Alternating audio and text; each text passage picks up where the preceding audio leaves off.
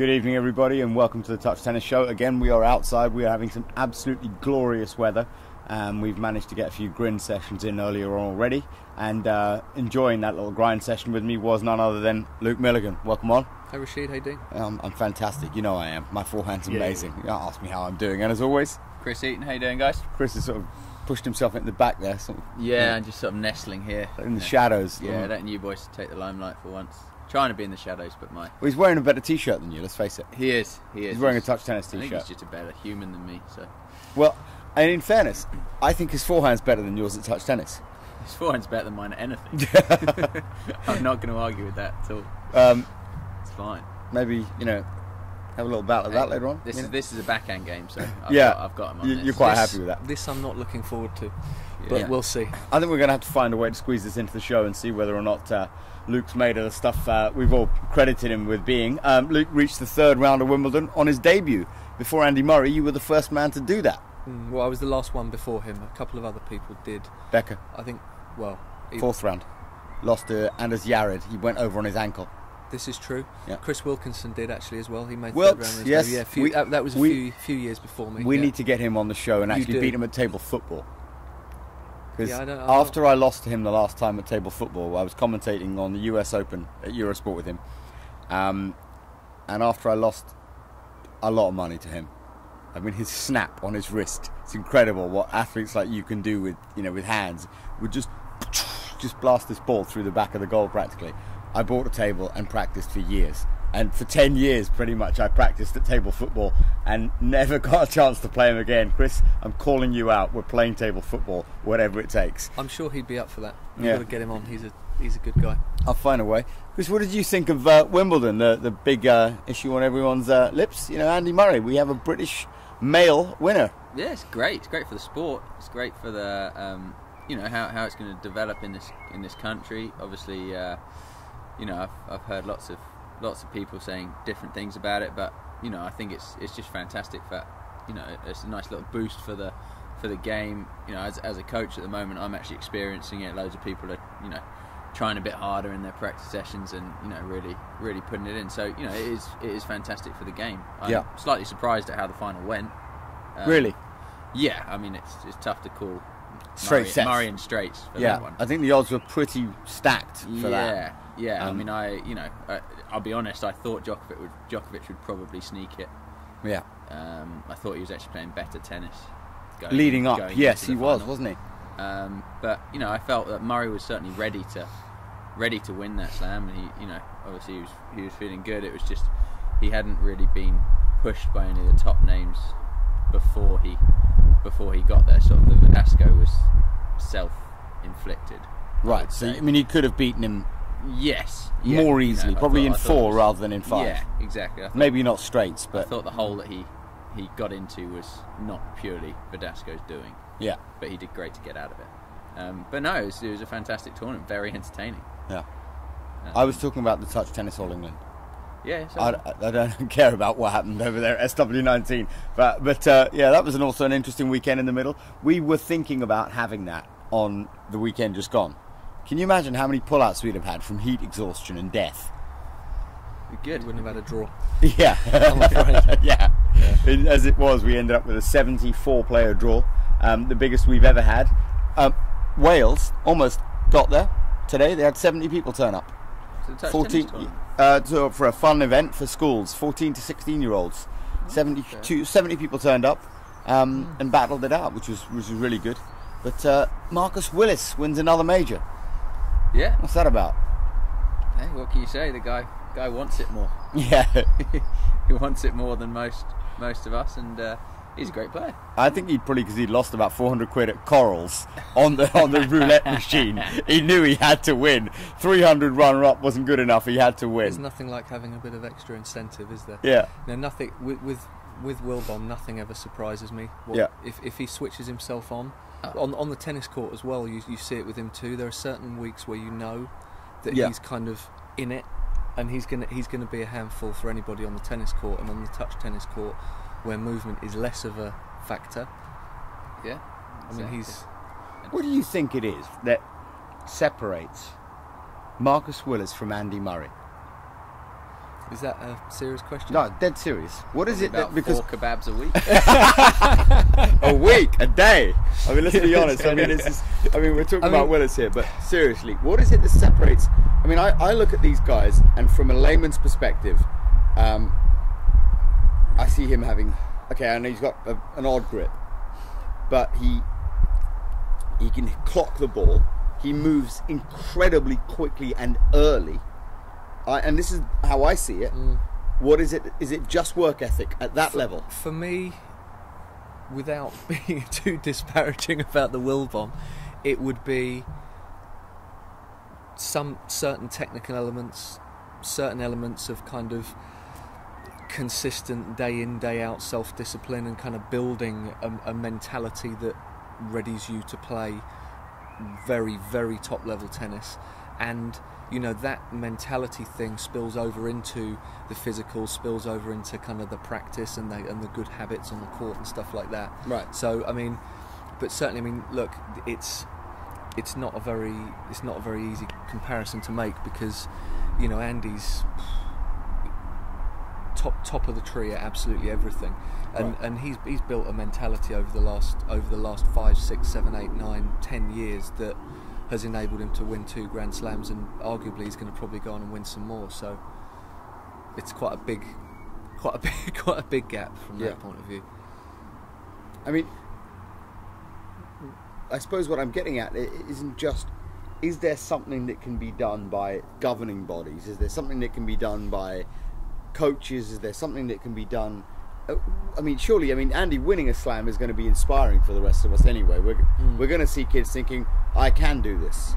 Because up until, I know the US Open's a slam. We all know it's a slam. But, you won one of those as well. When are you going to win the real one? Because everyone in Britain, it's the only major that you'll ever be measured by is the All England.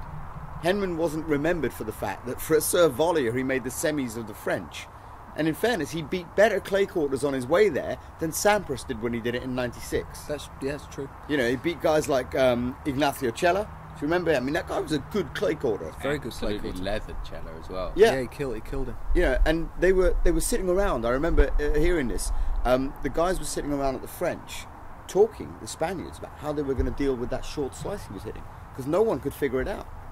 He'd just go 1, 2, come in, and there was. And so I think he played an incredible. No one talks about it though. The semi-finals of the French, they all talk about Wimbledon. The semi-finals of the US, they don't talk about that either. It's one of the things actually with Tim though. In general, like people never really gave him enough credit for how mentally tough he was and how smart he was on the court. Like, I think whenever he used to lose to Sampras in that Wimbledon semi, they'd always say, he hasn't got it mentally. Yeah. But actually, that was probably his biggest asset. Like you said, to make the semis of the French the way he did, was absolutely outstanding. And he had to be so smart. If he deviated from his plan, he was going to get chewed up by those guys. Do you remember when he was a set up against Sampras and 5-6 second serve, tie-break second set against Sampras, and he went for a second serve at about 105 down the tee, and Sampras just teed off on a forehand. But I don't think that was a bad play. Sampras has got to be expecting one out to his backhand, second serve 5-6, but instead Sampras just turned, just destroyed one. So he was very, very close. Very, very close. He was unbelievable. It was actually interesting watching him talking about Andy winning Wimbledon. Yeah. Because he was actually talking about, again, kind of the, as you said, like US Open. He's won a Grand Slam, but the attitude of most people was almost, okay, that's great. It was almost like that's a warm up. So now you've done that, you can win Wimbledon, yeah. Okay, off you go. Exactly. And actually, the for him to deal with the pressure the way he did was amazing. Those 3 match points, when they came and went, I got 50-1 on Djokovic, I'm afraid, and I put a little money on him for a laugh. I put a $5 on him. I thought, well, you know what? The thing is, like, I'm looking at that, and I'm like dancing around the kitchen watching it, like literally heart in my mouth. Yeah, trying to imagine how what must have been going through his head at the time. I think he's thinking that, we all know Jez Green did a little bit of work with me physically about 2 years ago. He's probably thinking, I got 18 more to go. It's just a mountain to climb, that pressure. Probably not. No? Probably not. Well, probably not. No, it's a funny one because as a player, you always sort of. He would have been feeling pretty calm at the first one. You know, 40 love up as a player, you're thinking, feeling pretty good here. Soon as it's 15-40, you lose like 50% of that confidence. Right. Then as soon as it's 30-40, you've got about 1.5% of that. Because that point, that 40-30 point, that's is like everything. Because the thing is, you're sitting there in the chair at the change of ends, and if you're going out to serve for a match, you're thinking, okay, I want to get to 30 first. I want to get a foothold in the game. Right. You get to 30 first, even if you're 30-15 up. Yeah. You're kind of at a set-up point where you can give yourself your game points. So if you get there before your opponent, you're happy. Exactly. You go 40 love up, you're thinking, okay, this is great. But then, you know, as Chris said, like one of those goes by, okay, the second one goes by and it's like, right, okay, now this is, you know, and that point would have been probably, I would guess that, you know, the tightest he felt. Yeah. And then, when it can, then the break points down and the way that fluctuated, I mean, it was great to watch. It was good drama, wasn't it? Yeah. Seriously good drama. It was fantastic. What about the rest of the tournament? And we talked briefly a couple of weeks ago about Federer going out as early as he did. Some of us were shocked, some of us were expecting that, you know, that the game is getting to a point where people can trouble him, people can rush him off his shots a little bit. But Rafa going out first round, Federer going out, I mean, it was a strange draw. I mean, people have done it to death on all the TV stations. We've done all of that, but one of the weirdest parts of the tournament was how the women's event panned out. Yeah, I don't think many people would have picked Bartoli versus Lisicki as a quarterfinals. I looked at Bartoli and I wanted to back her to win the tournament as soon as Serena went out, but I was only getting offered 9-1, and I thought, well, I'm sorry for the women's tour, and if I don't get 50-1, I don't bet on it. Like 30 multiples, because so much can happen in any one match. I never look at the women's tour and think, you know what, that's a safe bet. Other than the top three, sort of, you know, it's one of those things that if Serena's in it, she's favourite. Yeah. If Serena's out and Sharapova or Azarenka's in it, they're favourites. You know, one of those two. If one of those two is still in, you still back them. But after those, you know, it's almost like it's in the men's game. You got the top four. Right. In the women's, you got the top one and the other two. Right. And then, you know, but the kind of everybody else. I don't. The interesting thing is, like, I ask myself this question quite a lot. Like, so once you take those top three out of the equation, does that show a lack of depth in women's tennis because after them you don't know who's going to win, or does it show that behind them there is actually some depth because any one of a big group of players could potentially win it? Does that make sense? I don't know what way to read that one, because those three. I mean, Serena's just lit it up all year. Sharapova's form hasn't been as good as it was last year, for sure. Yeah. But then, you know, once those three were out, I'm thinking to myself, literally anyone could win this now, which made it actually quite interesting for me, because you knew that there was going to be, you know, potentially a new Grand Slam champion, and any one of those people who are in the quarters could have walked away with it. Yeah. Yeah. Again, unless you're getting 16 or something to 1, slightly better than the number of competitors still left in the draw. I wasn't too keen on betting on anything there. What I was surprised at, I made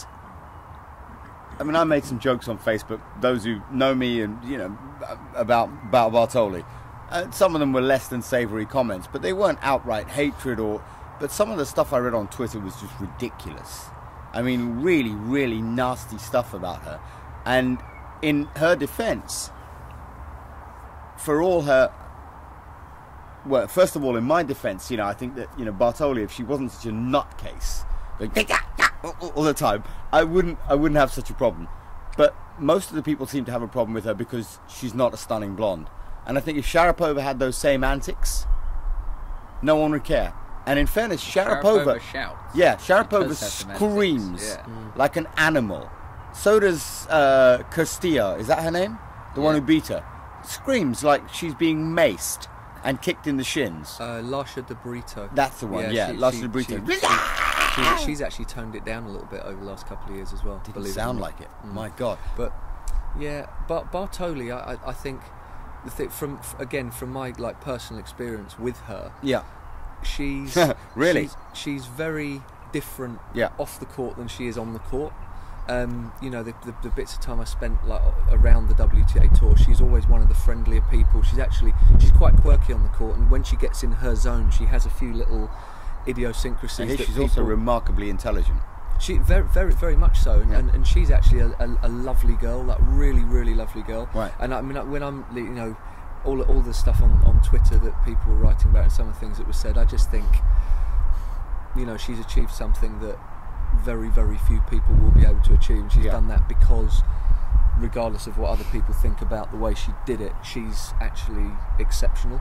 Yeah. So, you know, more power to her. I just don't, you know, I try not to read most of that stuff. I was talking to someone else who's a WTA touring pro who said that if you had any idea how hard she works and how physically fit she actually is, you'd be amazed, because she'd outrun me. She'd do more squats than me. You would be very surprised. And also the thing is, well, in terms of her physical strength, she's extraordinarily strong. So a bit like Willis, like immensely strong, taking off left and right and stuff. And also the power that she generates. She takes the ball unbelievably early. Right. And so she's actually quite deceptive. Like the weight of shot on the ball that's coming through is a lot more than it actually looks, if that makes sense. Yeah. So I mean, it's a surprise to see her win a Grand Slam, but she's a good player. Now, I mean, the elephant in the room, and I'll say this: she's won a slam, but what does it say that a woman can be, an athlete, can be 25, 30 pounds overweight, is what she, maybe an exaggeration, I'd say 2 stone, and still win a major at the very top and earn the same money as Andy Murray did? When Andy Murray works 4 to 6 hours a day in the gym, practically busting his guts. Is that right? I mean, it's tough. So does she, though. That's the problem I have with it, is that people make the assumption that because they look at it and people say 2 stone, whatever. I think probably you're talking about 8 pounds, 8 to 10 pounds max. And also, she does put that same degree of work in. That's the thing. Right. So, you know, I kind of, because I've seen it happen. I've seen her do, before a match, an hour and a half gym session with her old man in the gym to warm up for a match. So it's just the way she's built. Play a match. It's just the way she's built, and she, you know, she's powerful. She's really fast twitch. She's onto the ball unbelievably quick, and she's putting in that work. She's putting in the hard yards. And I think, you know, you can't win a slam without doing that. Yeah. And I think that the perception that because of the way that she's built, that she must have not put in the work, I think is just wrong. Right. Now, the match itself was shockingly bad from Lizicki. I mean, maybe I should be a bit nicer about Lizicki, but I can't be. You know, I just thinking you should have been raised with a better mentality than that. The back end down the line, that's Becca's favourite one. It's back end down the line. What was that about? Bawling out in tears in a Wimbledon final? I mean, she got overcome with it, didn't she? I think. Yeah. Overcome? What, with £1 million she got? Yeah. But it's, you know, it's how do you deal with man up? What, man up to this may well be the only chance you're ever going to get to live out the thing you've been dreaming for the whole of your life. How do you deal with, firstly, how do you deal with going out and trying to attain it? Right. And then how do you deal with it not happening? And thinking, and then she has to go back and think. Are you hoping for 1 second that I might show some sympathy here? No, I'm just saying for the viewers. It's, you know, how is she's going to go back and then she's going to think. I mean, I don't know how old Lizicki is. She's probably 25, 26, something like that. Yeah, I was going to say. Because she had a period off with an injury, didn't she? She was floating around juniors when sort of about my age. I think she's an 89. Yeah, it makes sense. So she'd be about 24. Okay, yeah. So she's got time. So she's got time, but she's also Bartoli's 29, but right? she's also got Azarenka around. She's going to have, you know, Sharapova's still around. She's still around. Serena's still, you know. She beat Serena. She's beaten 4 slam champions at Wimbledon. Yeah. Every time someone's won the French, she's come up against them and beaten them at Wimbledon. That's the 4th time. Okay, but is she thinking, yes, I can do that again? Maybe. Is she thinking, I can definitely do that again? Yeah. No. You know, and that's where she's at. She's like, this was I'm playing Bartoli for my dream. Right, rather than Serena. Rather than Serena and, or Sharapova or someone like that. And getting schooled. And I'm coming in as 50-50 in this match. So, you know, how you can understand her crying at that, because, you know, she may well be thinking, that was my chance. And I'm just getting cuffed. Very big chance, and I'm blowing it. Yeah. And I don't know what to do. And the interesting thing is, as well, is that the final that Bartoli played a few years back, her level of performance was nowhere near what she'd played through the whole tournament. She kind of froze a little bit as well when she played that final, and this one was someone who was probably in the same boat that she was, and she probably knew that as well. I always think there is something to that. Like, she's probably looking at Lisicki thinking, well, I know how you feel, and if you feel anything like I felt when I played my first women's final, I'm not going to give you a minute to breathe. I'm going to give you nothing. And she actually, I think, really took the bull by the horns from the word go. Didn't give Lisicki any time.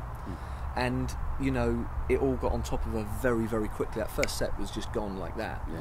And then I think a little bit panic. She was done, chopped it up, made herself a big steak. Exactly. Sorry. I couldn't resist. But talking of taking the bull by the horns, there was Elliot Mould playing against Sean Thornley. I've got this clip because I want to show you something that we've called the chosen one. It was the best shot of the tournament, without a shadow of a doubt. There was some pretty crazy shots. There was a lob you hit against Pearce. There was Marcus Willis hitting one round the net.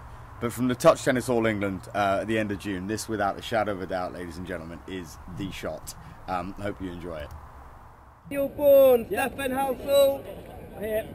Daniel, can you go on court? Nick? Which is what? The back one.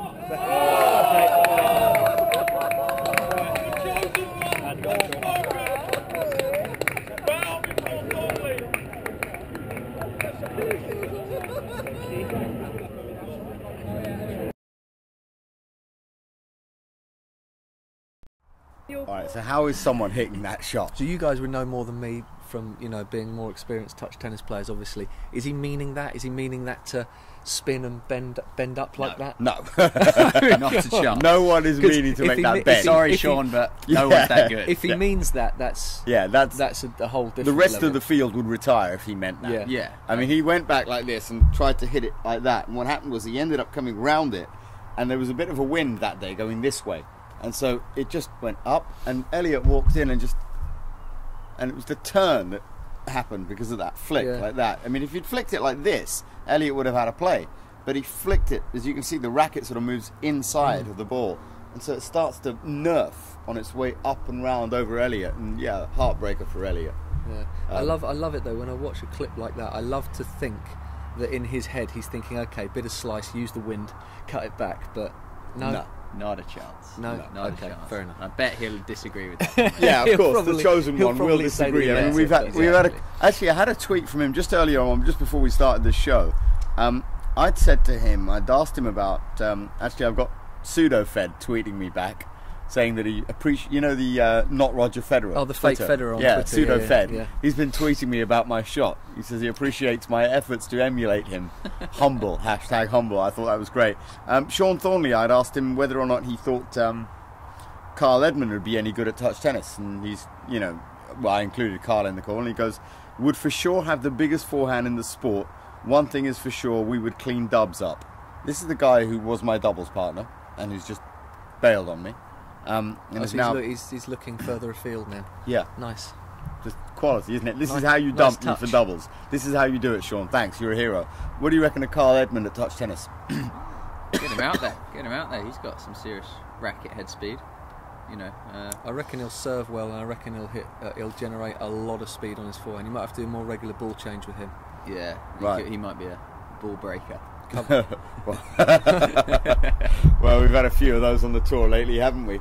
Talking of which, you know, there's several people moaning about breaking balls. Johnny Shacklady was moaning because he kept on snapping them. He was hitting the ball so hard. I had a rally with him, fun, alongside Chris, and he got cramped just after he served, and he was on one leg. And he still beat you in that rally. Oh, come on. It was like the funniest I saw rally. that one as well. I couldn't stop laughing during the rally. I was trying to hit past him, but I was laughing too much. And he was diving all over the place. Finally, his cramp wasn't that bad that he couldn't run around the court after winning the point. I was like, well, hang on a second, Johnny. You know, if that's legitimately cramp, you're lying on the deck, you're not getting up. But yeah, he managed to do it, and Marcus took him down in 5, with him moaning about everything under the sun, broken balls, you name it. Yeah, he's northern. He's got to be making noise about something. Yeah, he's always moaning about something. But credit to them, they stayed till the end, and they helped out clear up. Where were you at the end? Me? Yeah. At home. Yeah, in bed. Yeah. Yeah. Moaning because you lost to Roberts. Moaning because I had to do a 7:30 a.m. session the next day and I couldn't feel any part of my body. But that's the joy of best of 5 sets. I think 3 out of 5 really does lend itself to the best player. Joy. There wasn't any joy. It was joyful for me. I lost first round. I got to sit in the sun the whole afternoon. I really enjoyed it. Yeah, Luke, what do you think of going forward? Sorry, into the hardcourt season. Andy's got some points to defend, not too many, but he's got quite a few to defend. What do you think of his, his run going into the US season? Obviously the pressure is different now. He's now a multiple, he's a double slam winner. He's not just a guy who's won a slam. He's not a Krajicek. He's somebody that people are looking at as, this isn't a Michael Stich. This is someone that has won 2 majors. Suddenly the club's different. It's different to Del Potro, for example. Del Potro, Kafelnikov, Thomas Johansson. Kafelnikov won more than one. Did he? Yeah, yes, he did. You're right. Yeah. He won the Australian Open and the French Open. Yeah. I was keeping my trap well and truly shut there. I always just remember his French Open win. I'm going to test your knowledge here. Who did he thank when he lifted the trophy at the Australian Open? I don't know. 1999, Pete Sampras. Lifted the trophy up. There. Yeah. He said, oh, by the way, and Pete, thanks for this. Because Pete didn't show up. There. Yeah. That's amazing. Because he knew couldn't get through him. Kafelnikov was the guy the year before when he lost to Sampras 1-2 in love. He went and shook hands with him and he said, how could you do that to me? Smiling on it, a little bit of a smile, but I'm a professional tennis player. How could you do that to me in front of all these people? Guy was number 4 in the world. He just did him 1-2 in love, and he was just like, well, that's for the French. That was Pete. Yeah. That's for the French. Yeah.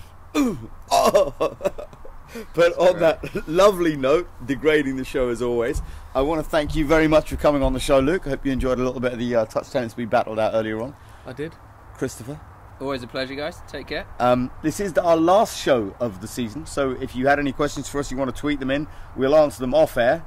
If you want to be abused, you can just send me personal messages on Facebook, and I'll be happy to oblige with some banter. But we haven't had a chance to record the touch table tennis session between Luke and Chris, so what we're going to do tonight is we are going to record it, and we're going to post it up later on. But until then, just to prove a point, I'm going to play first to 3 points against Luke from here. Okay. What do you reckon, Chris? Reckon I can have him? Oh, there goes my phone. Nope.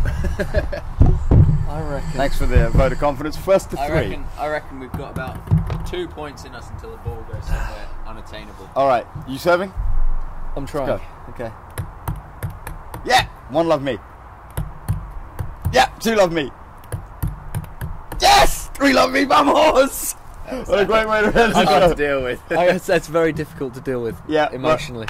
But I'll get over it, I'm sure. I hope you will. Thank you very much for watching. We'll see you at the end of August when we're back around the US Open. And thanks for everyone who did tune in over the last couple of months. Good night. Cheers, guys.